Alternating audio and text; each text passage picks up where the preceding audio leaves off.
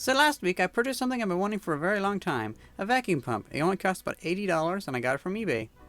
So as you can see on the nameplate, it is a single stage vacuum pump. The model number, which you can barely see is due to the reflection, is RS1. I don't really know if that means anything though, because probably depending on which Chinese manufacturer you buy from, it's probably just a random name.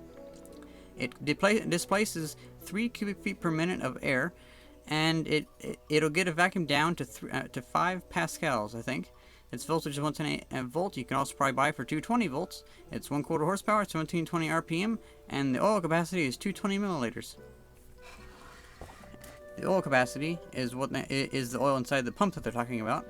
Whenever I received my package, it came in a brown box. Inside the brown box was the blue box, so it looks like it was probably drop shipped to me. Inside the blue box was the pump itself, a manual, which was complete shit, and a little bit of oil.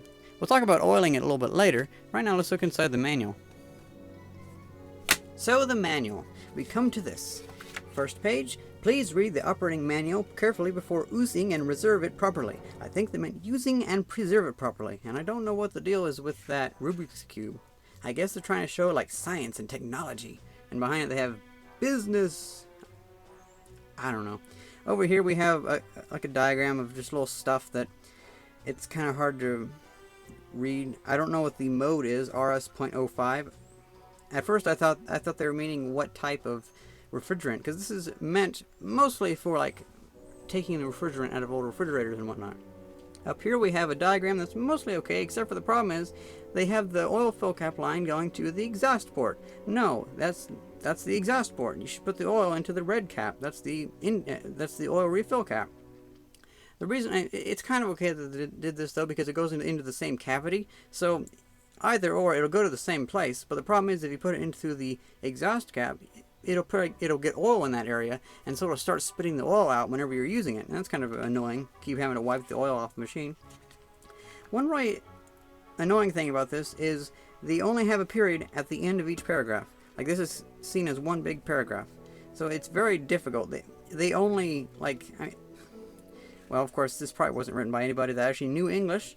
There's they put lines in between words like single stroke, oil rotating vacuum vane pump, or vane vacuum pump, whatever. It's very difficult to read. Makes you talk like William Shatner.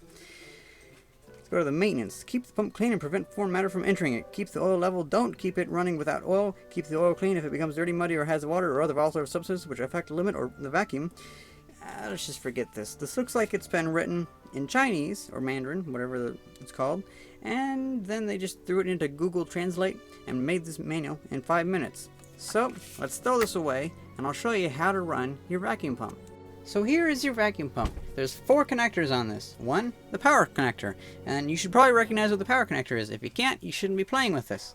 Second is the intake. This is where you should hook up your vacuum chamber or flask or whatever you're going to be pulling the air from. Now this one does have a kind of not very common connector on it, so I'm just going to probably twist this off and put a different connector on there, probably one that can connect to hoses easily. And I'm going to put a T on there so I can have a vacuum gauge, or it's probably a T and then an elbow, so I can have a vacuum gauge on there. That'll help a lot. Now the air comes through the pump and it gets pushed out this. This is the exhaust. Now the thing is though, it has to have a special connector on there because inside of here is the oil, and the air just goes around over the oil, and so sometimes the oil can be spit up. So this cap is made to help keep the oil in while letting the air escape.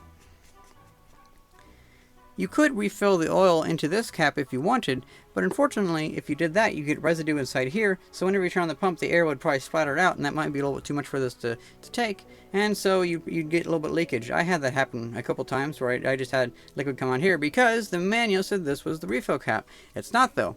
You should put the oil into the red cap. You just put it into here. It goes in the same place, but over here the air isn't the airflow isn't much, so it won't spit it out. And you just fill it up until it reaches the max level. If you go any higher than that, then the air starts really spitting through the oil, and it really makes a big mess. One last thing is I think this minimum line should be a little bit higher, maybe up to here, because whenever I got this pump, the oil line was about right here or so, And so I thought, well, it's probably high enough for me to tinker with it for a little bit. I used it for about a half hour.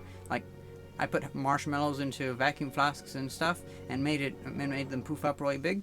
Well, unfortunately, though, it looks like that still wasn't enough lubrication because the motor got really hot and started to boil the oil. So I let it sit for a long time and just increased the oil, and now it doesn't seem to have that problem. So don't trust this line. This is below the minimum. Make it like above here or so. Actually, I guess this would be the last thing. Sometimes, I guess if the motor gets stopped on the right rotation or whatever, it will kind of shock you a little bit. Not very much, but it's like you can kind of feel something whenever you have it plugged in. You can feel a little bit of a shock. Probably only like 12 volts of AC, but still, that's something to take into account. Like if you don't like getting shocked too much, you probably want to, like, I don't know, put a better ground cable or something on it. It doesn't do that right now, though, so it's interesting. It's only sometimes that it does that. So now it comes time to pull a vacuum on something. We have our vacuum flask with stopper, and I went to the hardware store and bought myself some half-inch vinyl tubing. Now I know this isn't a very good connector because I'm trying to put tubing over just a screw connector, but a threaded connector, I mean. But it'll do good enough for now. It's probably good enough. We take this connector, put it over to here. I'm gonna suck air out of it.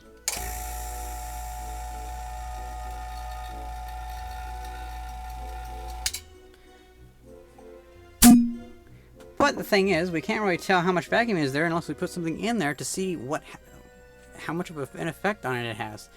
So let's grab like a marshmallow or something. Now this marshmallow is a bit too big. I bought these because I was wanting to build a marshmallow cannon, and then I was going to film that in high speed. Air-powered marshmallow cannon. That's a future project. Break off a little piece, put the cap on there, and pull the air out of it.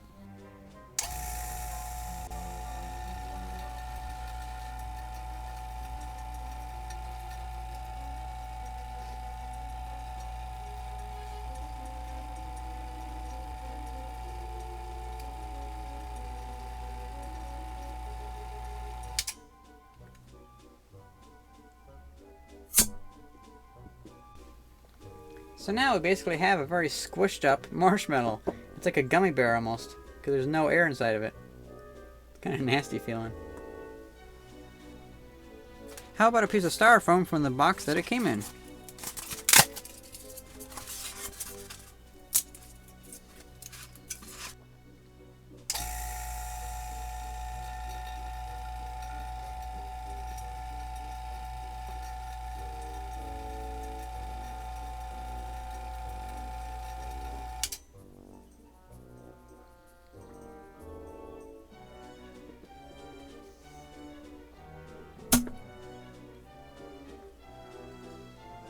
That wasn't all that interesting. Kind of a letdown, actually. And now, finally, we have water. Let's boil some water in a vacuum.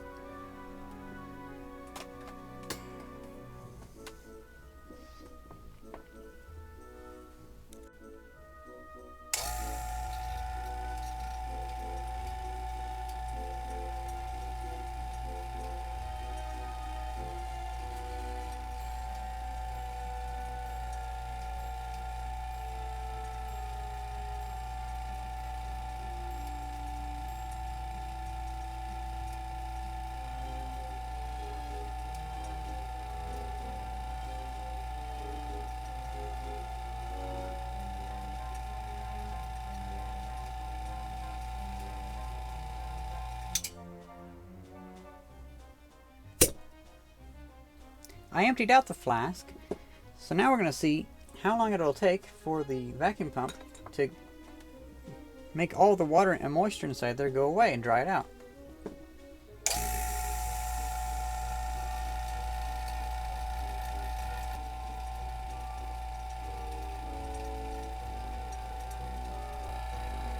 It's actually getting very cold because it's making the air inside of it expand, or the water molecules expand. I'd say it's about like 30 or 40 degrees, almost freezing. Now it's actually getting cold enough to where it's having condensation on the outside. And inside of it is pretty much all vaporized water molecules. So whenever I turn it off, you should see a bunch of water vapor condense on the inside of it.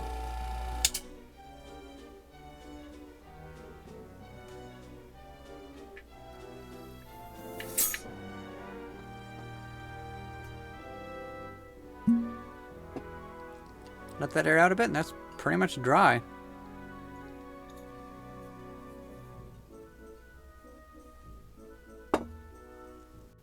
Well, I hope you enjoyed this video about my new vacuum pump. I foresee 2 videos about me upgrading this. The first one I'll be changing the fitting on here and adding the, I'll probably be adding like a shut-off valve and stuff like that, and this gauge.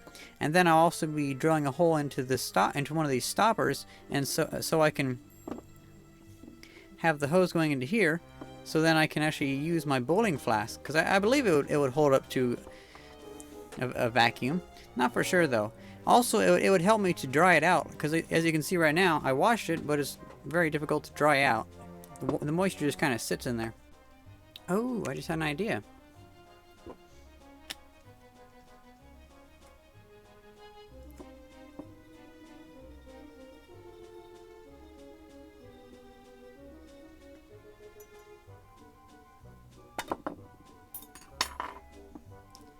I wonder if I can use that as like a gasket.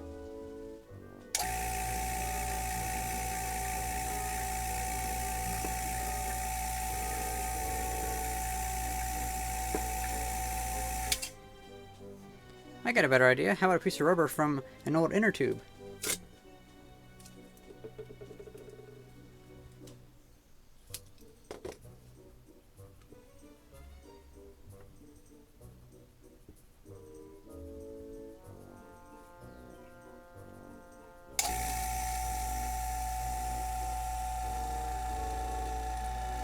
Looks like we got it.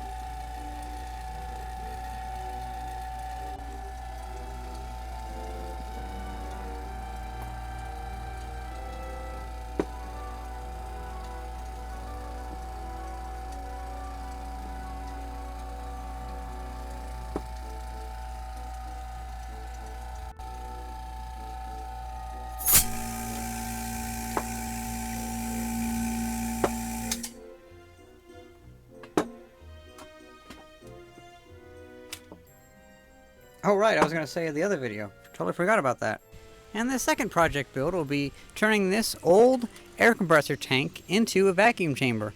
I'll probably cut it around here, and I might have it where it's 2 flanges, so these 2 meet back together.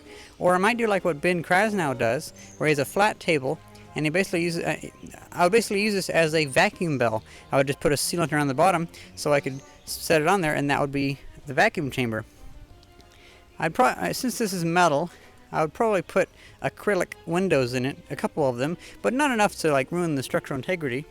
Then on the top I'd have one big round one so I could have a light shining in so I could see what's going on inside there. And I think that'd be pretty awesome.